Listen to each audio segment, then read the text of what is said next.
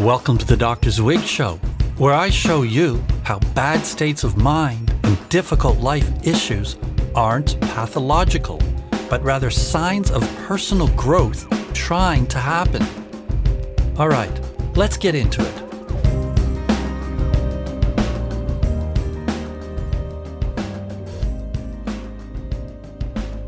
Hey folks, how are you today? I hope all is well and you're in the groove. But if you're outside the groove, bumping along, being tossed around by this crazy life, that's okay too, because there's nothing the master can't use for personal transformation. And you're a master. Or at least you have a Zen master martial artist somewhere within you that can be tapped into. I'm sitting here looking out the window onto the hazy sea, and it's one of those days where you can't tell if it's sunny or cloudy. It's just a shimmering haze. And I'm ready to talk about personal transformation as a martial art, specifically the genre known as Akido. So grab your black belt and let's do this. In episode 43, we used principles from this ancient martial art.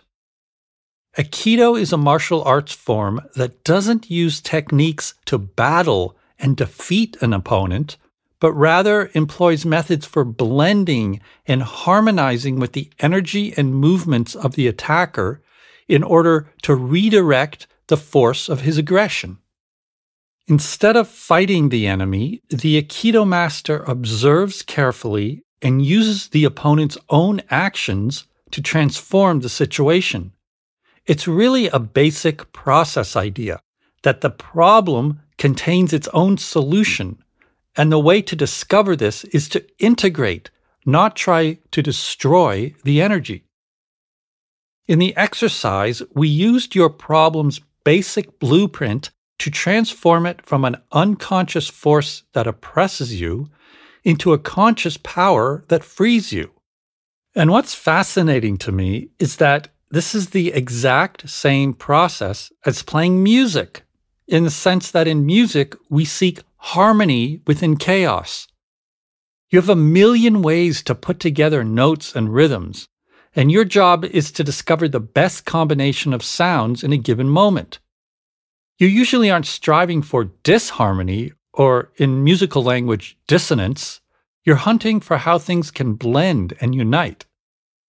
This is a powerful notion when it comes to processing your problems, because often what happens is the more you battle them, the more they entangle you. But when you try to ignore them, the more they also get you. It's like you're screwed if you do, screwed if you don't. The exercise shows you a different way to work on what's bothering you. The essence of a problem is feeling victimized by something. It's a universal experience we all share. The aim of Akido is to get out of being the victim by using the victimizer's own power. But it's not what you might think. It's not about fighting back, like you usually hear about. Fighting back, mental toughness, determination, and all that is important. But there are so many situations and processes in life where that simply doesn't work. Akido masters knew this, and that's why they developed a way of embracing, redirecting, and transforming the enemy's power, instead of just trying to eliminate it. It's the same idea that a life problem isn't actually a problem in the sense of it being a pathology or an illness. It's information, and the same information can manifest in many different ways, depending on how conscious you are of it. For example, when I work with people with drug addictions, there's almost always something spiritual in the background of their process. Not necessarily religious, but something transcendent, where they use drugs to get out of the feelings and perceptions of everyday reality so they can experience a sense of freedom. It's obviously not the best way to channel your drive for spiritual experience. It's better to become consciously spiritual. If one's drive to feel spiritually free is unconscious, it manifests as addictive urges, whereas if it's conscious, it manifests as an authentic spiritual experience. The information doesn't change, only its manifestation based on one's awareness. In other words, what we call a problem is really a description of our unconscious relationship to certain information. It's an inner relationship issue, a consciousness issue, a process, not an intrinsic pathology. Relate to the information one way and you get a pile of shit. Relate to it another way and you get a pile of gold. Same info, different result. Your level of awareness determines its behavior. Of course, becoming conscious of something that's unconscious is easier said than done, and that's what the exercise is for. It's exactly the same as the quantum physics experiments I told you about in past episodes. The way the physicist sets up her experiment determines how subatomic particles behave. The subatomic realm doesn't contain a set of pre-existing facts, only a field of potential outcomes that are determined by how the scientist observes them. Similarly, your process contains information that manifests according to how you relate to it, or don't relate to it.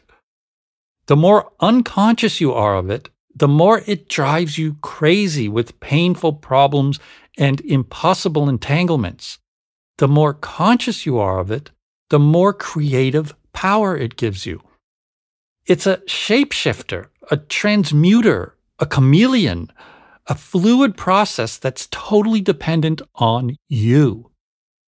This is the opposite of what we've all been taught, and what conventional psychology and psychiatry tell us, that a problem is like a thing in you, a disease, a mental illness, a condition you're afflicted with but have no role in co-creating, as if you and it are totally separate. The fact is, you and it are two sides of the same coin. You're entangled in a process together that only awareness can untangle. The principles of Akido help us do this.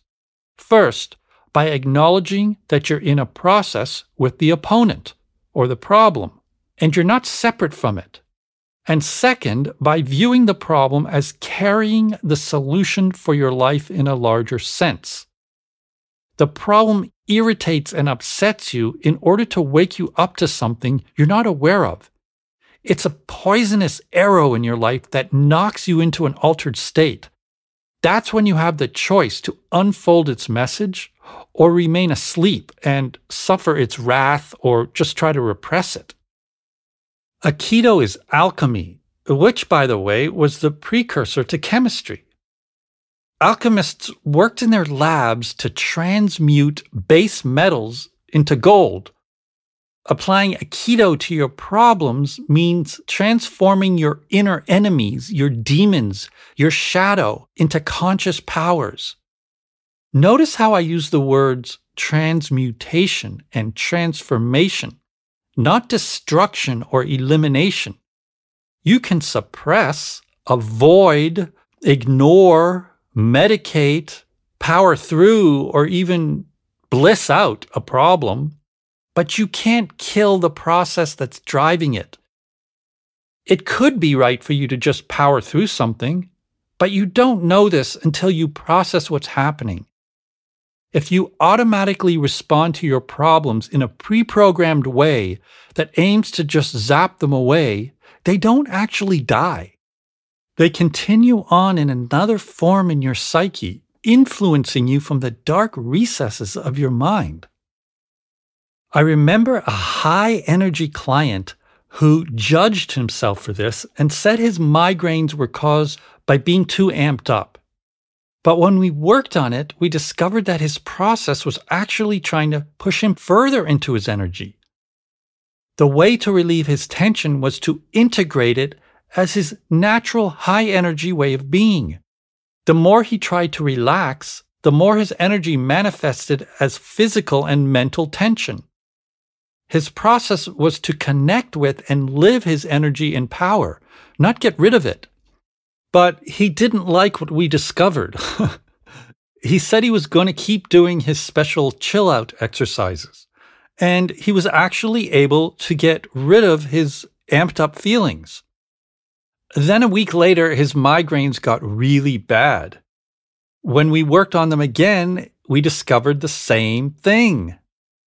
To amplify his headache, he squeezed the crap out of a pillow and spontaneously said, "Wake the fuck up! Stop being such a chilled out, lazy ass. Get to work.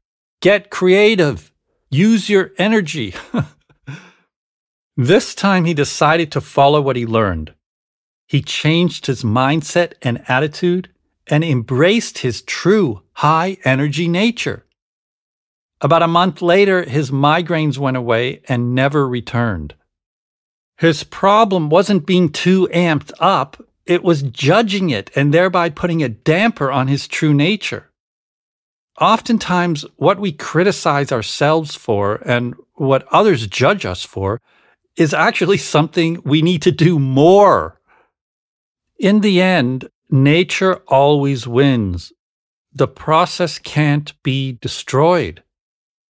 The philosophy of Akido embraces this fact, and instead of trying to vanquish the enemy, it aims at wresting its secrets from it and integrating them as one's own.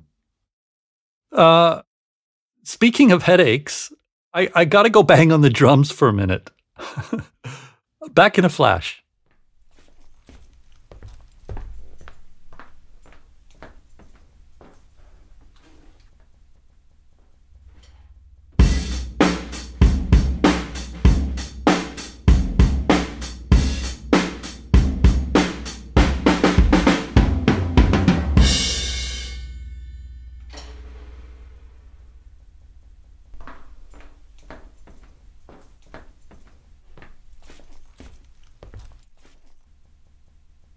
Okay.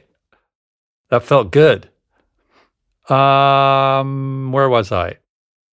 I talked about blending and harmonizing with the energy of something that disturbs or upsets you in order to redirect the process. A really interesting application of this is songwriting. When you compose something, you enter into a pure Akido space, where the more you're able to disentangle from yourself, get out of the way, resisting what's coming to you and flow with the experience, the better off you are. The more you try to impose your will, your craft, your idea of what a good song is, the worse off you are. Writing a song is a dance, and your partner isn't always cooperative. That's when you have to follow the process by sensing what needs to happen. Instead of fighting bad notes and uninspiring rhythms by trying to make up good ones, you feel into them, amplify them, and explore the offending musical elements and use them as guides to what's really trying to be expressed. You divine the secrets of the song that want to be written and act as a midwife for its birth. You don't hammer it into place using your willpower. I mean, you can do that, but it won't be a very good song. It'll be contrived, forced, manipulated. But hey, some people like that. To each his own. The point is, energy and information come to you in various forms, some of it positive, some neutral, and some negative. And it's all your process. By using it all, you become a conscious, strong, whole person, whereas shunning the negative actually weakens and diminishes you. Hidden within your bad experiences is a powerful, uplifting process, but you have to uncover it. And the way to do this is to extract their messages. Life is a shapeshifter. And within every experience, even the really crappy ones, is an implicit, often invisible process of change, growth, healing, and flow trying to come to your awareness. See you next time. stay aware. You can follow me on social media at Dr. Zwig, and you can sign up on the mailing list at drzwig.com, where you'll receive discounts on private coaching, events, and merchandise, weekly personal growth tips, and lots more. Be well.